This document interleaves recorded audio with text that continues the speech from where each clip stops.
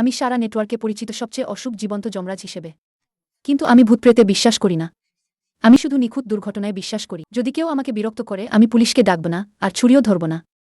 আমি শুধু ঠান্ডা গলায় তাকে একটা কথা বলবো, দাদা, আপনার পিঠে একটা মরা মানুষ লেগে আছে।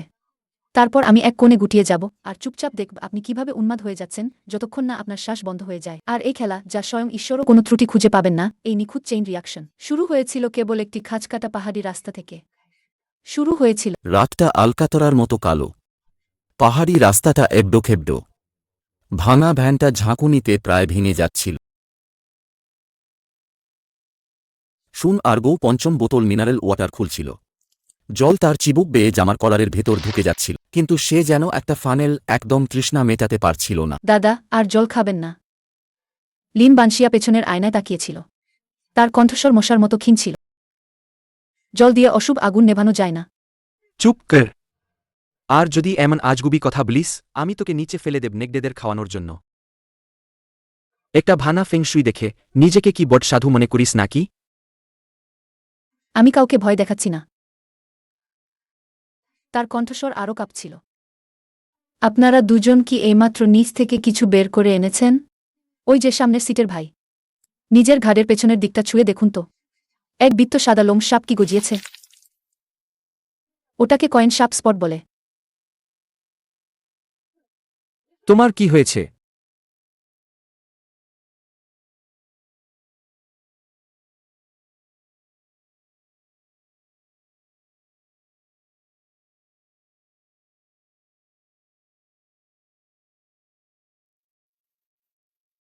আর গৌ, তোমার কি মৃগীরোগ হয়েছে? যাও ভাই। আপনারা যারা কবর খনন করেন ওটাকে লোম সাপ বলেন। আমার গুরু বলেছিলেন এটা এক ধরনের পরিবর্তিত ছত্রাক। এটা মানুষের লোমকূপ দিয়ে ভেতরে প্রবেশ করে।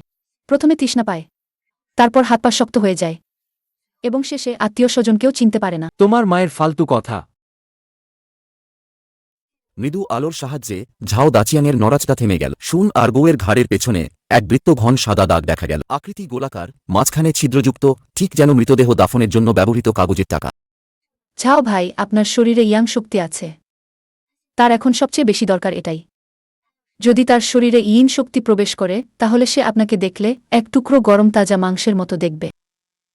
চুপ কর। আরেকটা কথা বলবি তো এখনই তোকে মেরে ফেলব।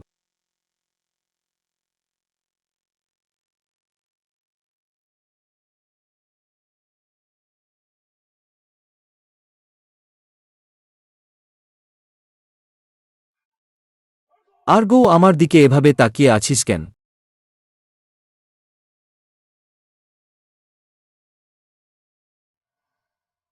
শেষ হয়ে গেল। এটাকে বলে অশুভ আত্মার বাধা। ওর শরীরে অশুভ শক্তি খুব বেশি গাড়ির ভিত্তিকে প্রভাবিত করেছে। ও পুরোপুরি জ্ঞান হারিয়ে ফেলেছে। শুধু পশুর মতো খাওয়ার প্রবৃত্তি বাকি আছে। দূরে যা, কাছে আসবি না।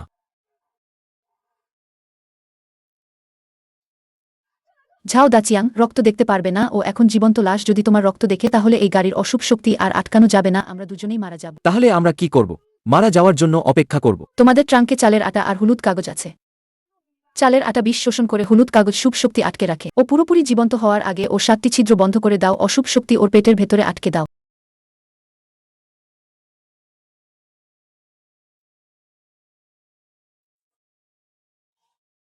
আটকে রাখো। ওই নোংরা শ্বাসটা ভেতরে আটকে রাখো। ঝাও দাচিয়াং গর্জন করে উঠল। লিন বানশিয়া কোনায় গুটিয়ে গেল। সে শুন আর গৌয়ের মুখের রং দেখল ফ্যাকাশে থেকে বেগুনি হয়ে যাচ্ছে। এটা শ্বাস পুরোপুরি বন্ধ হয়ে যাওয়ার লক্ষণ। ঝাও দাচিয়াং, হাত ছাড়বেন না। হাত ছাড়লে ওই শ্বাস আপনার মুখে লাগবে। তাহলে তুমি ওর বলির পাঠা হয়ে যাবে।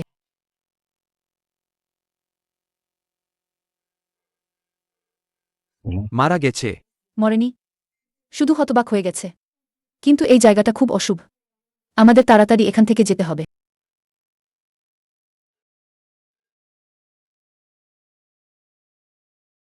গাড়ি থেকে নামো। হেঁটে ফিরে যাও।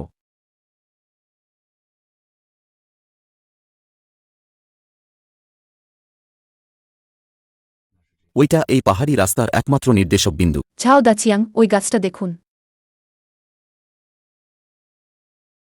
ওইটা শ্বেত ব্যাঘ্র বিনাশী অবস্থান। আপনি এইমাত্র মৃত্যুর দরজায় প্রবেশ করেছেন।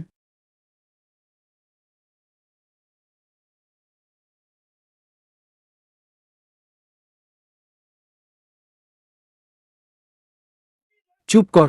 আমার কপাল শক্ত। এসবকে ভয় পাই না।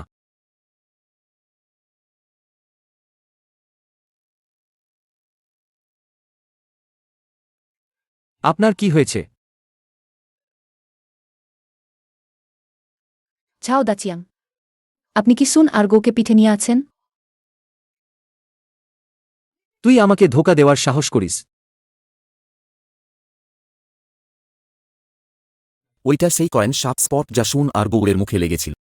সে আসছে।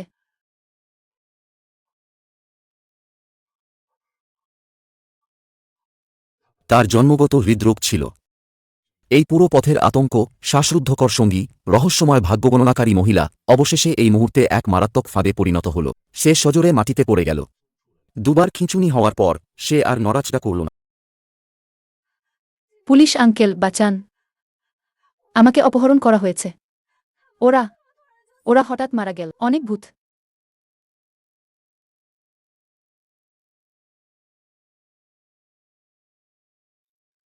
ক্যাপ্টেন সেন, ঘটনাস্থলে কোনো মারামারির চিহ্ন নেই।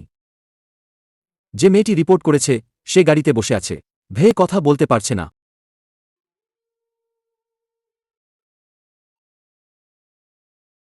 ভয় পেও না, ছোট মেজে। ওরা কি মারামারি করছিল? না, মারামারি করেনি। ওরা বলছিল ভূত আছে। আর চাল দিয়ে মুখ বন্ধ করে দিচ্ছিল। চাল দিয়ে মুখ বন্ধ, আমি আটকাতে পারিনি। ছত্রাকের গন্ধ ছাড়াও একটা হালকা চন্দনের গন্ধ আছে। সেটা লিন বানশিয়ার শরীর থেকে আসে, তার মোমবাতি দোকানের গন্ধ। ৩০ বছর ধরে কেস সমাধান করছি, এমন রহস্যময় এবং পরিষ্কার মৃত্যুর ঘটনা কখনো দেখিনি।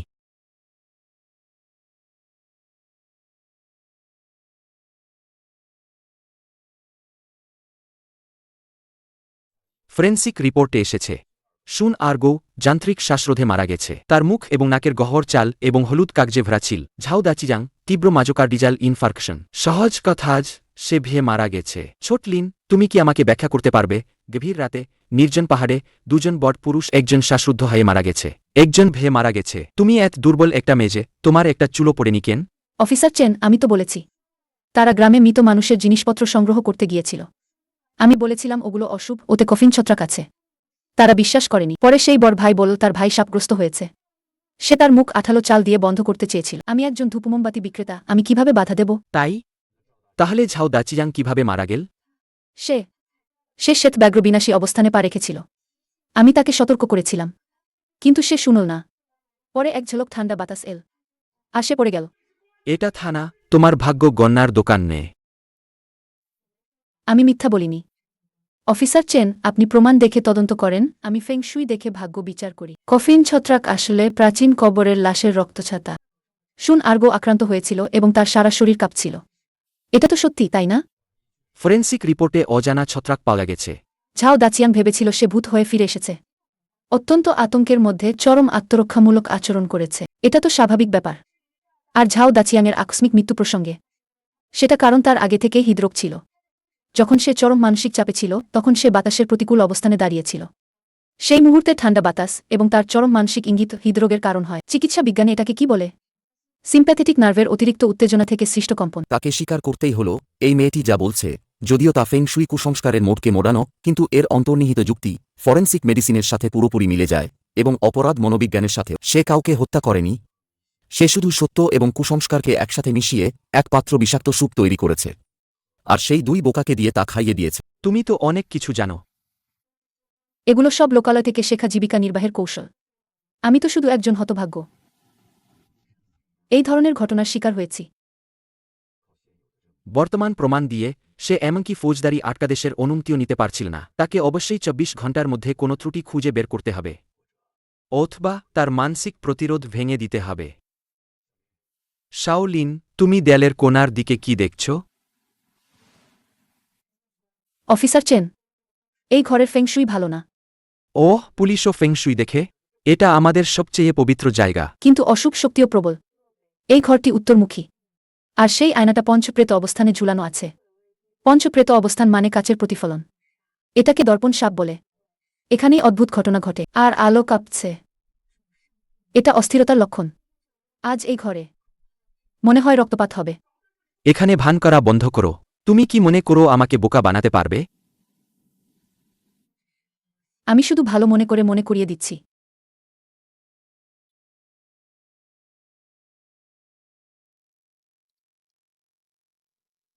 দেখুন আমি কি ভুল বলেছি?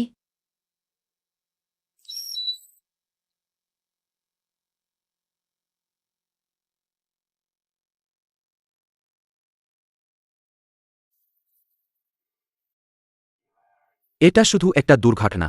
চেন জিয়ানগুয়ের কণ্ঠস্বর শান্ত, যেন সে নিজের সাথে কথা বলছে।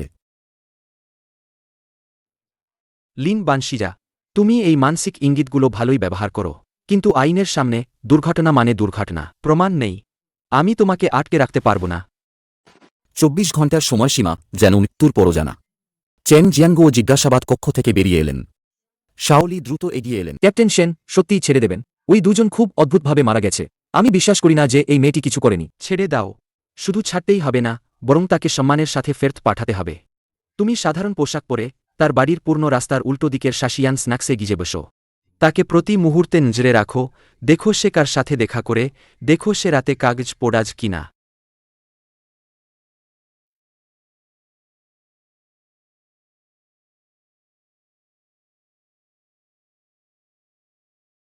শাওলি উল্টো দিকে নজর রাখছে। লিন বানশিয়া যান্ত্রিকভাবে কাগজ ভাঁজ করছে। উল্টো দিকের শাসিয়ান স্ন্যাক্স দোকানে শাওলি এক প্লেট নুডলস অর্ডার দিয়েছে। শাওলি মোবাইল ব্রাউজ করার ভান করছে, কিন্তু তার চোখের কোণ দিয়ে সেই ফুলের প্রিন্টের শার্ট পরা লোকটিকে কড়া নজরে রেখেছে। লিন বানশিয়া খুব শান্ত। লিন বানশিয়া সারা বিকেল ধরে সোনার ইনগোট ভাঁজ করেছে। একবার দুবার তার নড়াচড়া যান্ত্রিক কিন্তু নির্ভুল। ওয়ার্কওয়্যার পরা লোকটি খুব দ্রুত তার বুক থেকে একটি প্লাস্টিকের ব্যাগ বের করে জোরে কাউন্টারের দিকে ছুঁড়ে দিল। ফলাফলের দিকে একবারও তাকাল না। ইঁদুরের মতো অন্ধকার গভীর গর্তে ছুঁড়ে দিল। শাওলি লাফিয়ে উঠল, নুডলসও খেল না।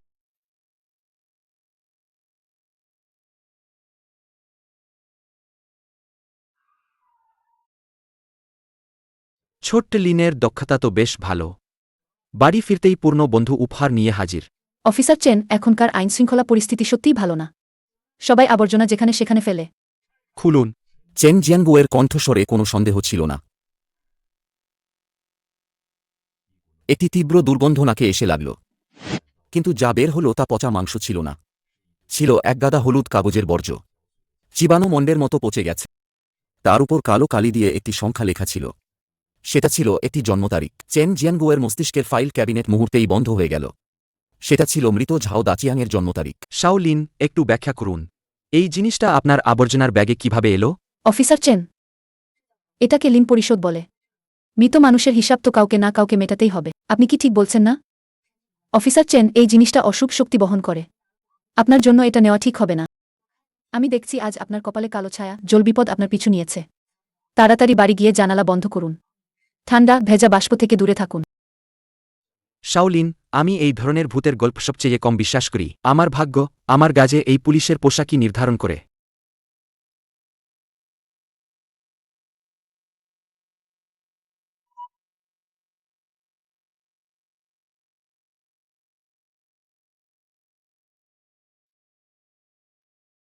জলবিপদ পিছু নিয়েছে।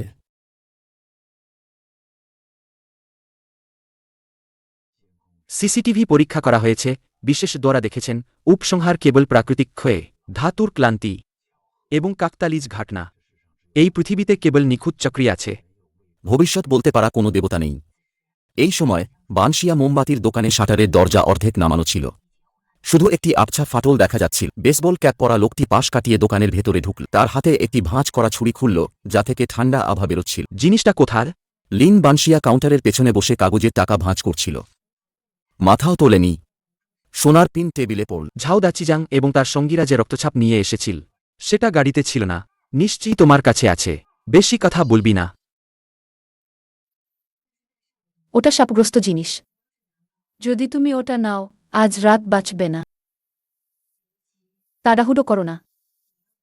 তুমি যা চাও সেটা রাস্তার ওপারে শাসিয়ান স্ন্যাক্সে আছে। যাও, নিয়ে নাও।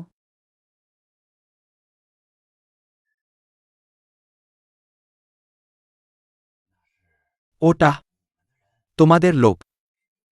সে নজর রাখছিল। জিনিসটা তার পেছনের আবর্জনার ঝুড়ির নিচে আছে। ওটা আমাদের নির্ধারিত মৃত্যুর বাক্স।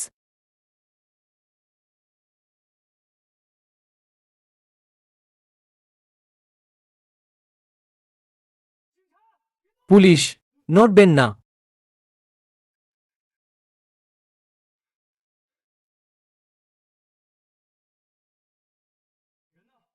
লোকটা কোথায়? পালিয়ে গেছে। কমরেড, আপনারা তো খুব তাড়াতাড়ি চলে এসেছেন। যদি আপনি না আসতেন, আমি জানি না কি হতে চলেছে।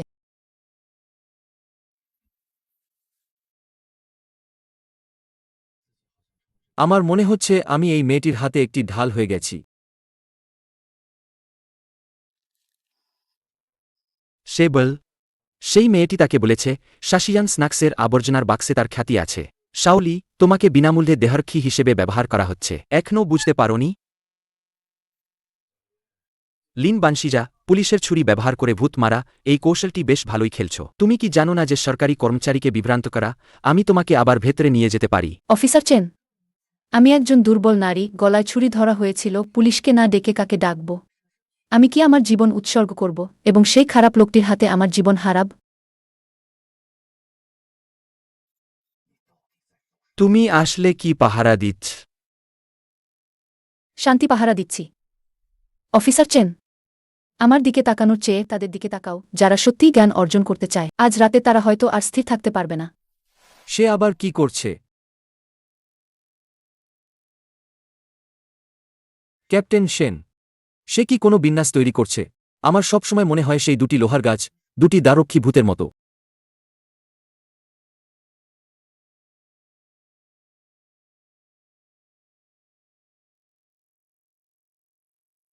কুসংস্কার করো না। ভোর ৩টা। পুরানো রাস্তার শেষ ল্যাম্পপোস্টটি তারের জীর্ণতার কারণে দুবার মিটিমিটি করে জ্বলে উঠল, তারপর পুরোপুরি নিভে গেল। অন্ধকার জোয়ারের মতো ধূপ মোমবাতির দোকানটিকে গ্রাস করল। ঝাও দাচিজাং ফেং সুইজের কারণে মারা গেছে। সেটা তার দুর্ভাগ্য ছিল। আমি দেখতে চাই এই মেয়েটি ড্রাগন ফাঁদ পেতে বসেছে, আমার মতো একজন বট বুদ্ধকে আটকাতে পারে কিনা। চেন জিয়ানগুও তার কোমরের ওয়াকিটকি শক্ত করে ধরলেন। শাওলিয়ের হাত তার পিস্তলের খাপের উপর ছিল। হাতের শিরাগুলো ফুলে উঠেছিল। ধূপ মোমবাতির দোকানের ভেতরে লিন বানশিয়া একটি ঐতিহ্যবাহী চেয়ারে বসেছিলেন। তার সামনে একটি পুরনো অ্যাবাকাস। লিন বানশিয়া এক এক করে অ্যাবাকাসের পুঁতিগুলো নাড়াচ্ছিলেন। সব ইউনিট মনোযোগ দিন। তাদের ঘরে ঢুকে হামলা করার জন্য অপেক্ষা করুন। হাতে নাতে ধরুন। বাতাস না থাকা সত্ত্বেও পিতলের ঘণ্টাটি পাগলের মতো দুলছিল। মাস্টার লিউ কিছুটা অশুভ। এই উইন্ড চাইম অস্বাভাবিকভাবে বাজছে। অতিথি, চৌকাঠটি খুব উঁচু। সাবধানে পা ফেলুন। মাস্টার লিউয়ের চামড়ার জুতোর গোড়ালি আলগা সবুজ ইটের উপর পড়ল। সেটা কোনো যন্ত্র ছিল না। নীরবে উপরে উঠে এলো শুধু মাকসার জালের মতো ফাটল ধরা ফাঁপা সবুজ ইট।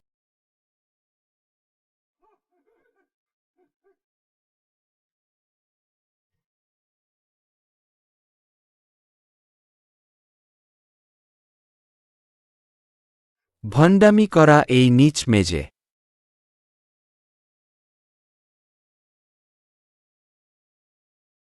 মাস্টার লিউ, আপনার বয়স হয়েছে।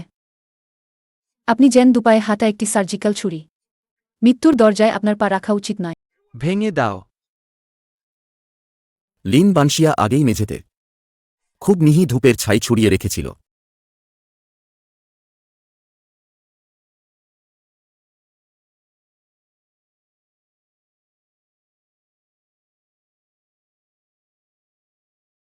তোরা দুজন অপদার্থ।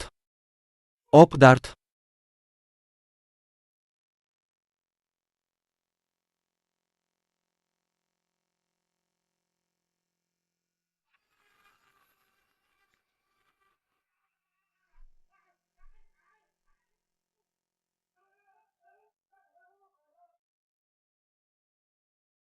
অ্যাকশন।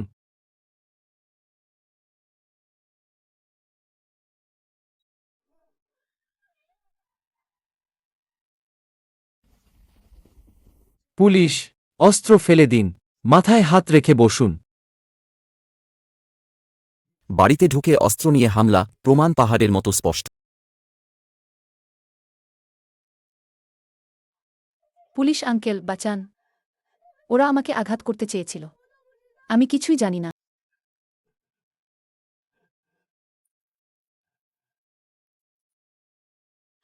এই কেসটা এত নিখুঁতভাবে সমাধান হয়েছে, যা দেখে দম বন্ধ হয়ে আসে। মাস্টার লিউ আন্তঃপ্রাদেশিক প্রত্নতত্ত্বের কালোবাজারি চক্রের কথা ফাঁস করেছে। এটা একটা বড় কেস, দ্বিতীয় শ্রেণীর পদক পাওয়ার মতো।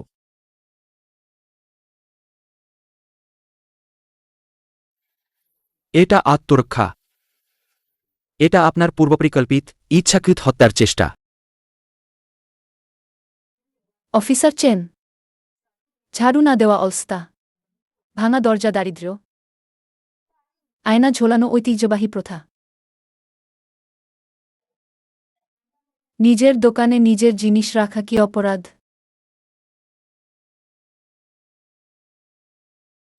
যদি কাকতালীজ ঘটনা 3বারের বেশি ঘটে তবে তা মানুষের তৈরি। ওইসব খারাপ লোকেরা অনেক খারাপ কাজ করেছে, স্বয়ং ঈশ্বরও তা সহ্য করতে পারেননি। এটাকে কর্মফল বলে। ধন্যবাদ পুলিশ অফিসার, এটা আমার কর্তব্য।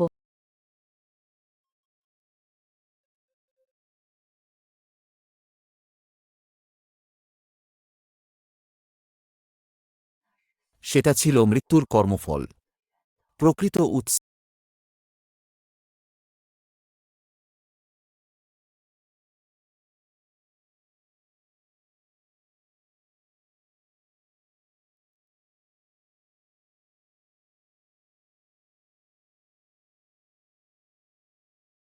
কাঠ ধাতু দ্বারা ধ্বংস হয়, সাপ মৃত্যুর দরজায় আঘাত করে, কিন্তু সে তা খেয়ালই করেনি।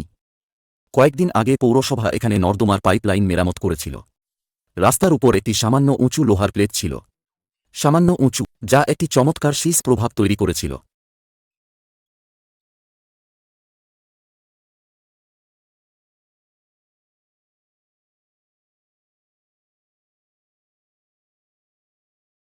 তার চোখগুলো শীতল ছিল, যেন সে একটি প্রাণহীন আবর্জনা দেখছে।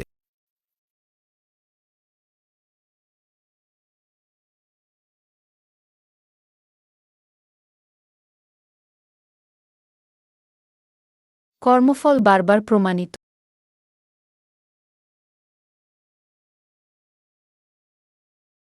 এটা পৌরসভা মেরামত করেনি। কেউ লোহার প্লেটের নিচে 2টি সবুজ ইট রেখেছিল। কোনটা একদম ঠিক ছিল, যা দ্রুত গতিতে চলা ভারী গাড়িকে নিযন্ত্রণহীন করতে পারে।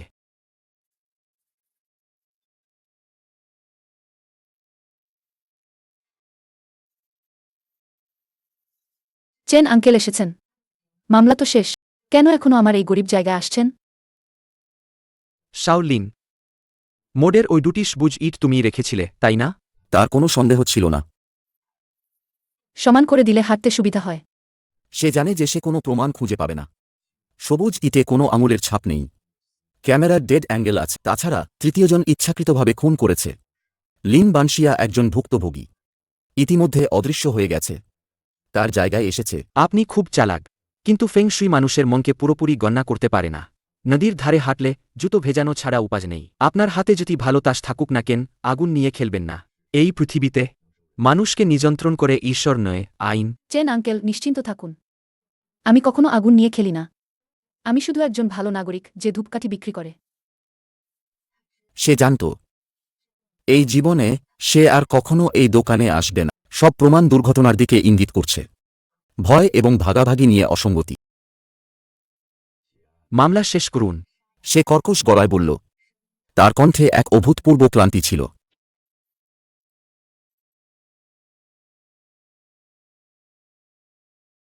এটি কফিন ছত্রাকের মূল উৎস এবং ঝাও দাচিয়াং ও অন্যদের মৃত্যুর অভিশাপের কেন্দ্রবিন্দু।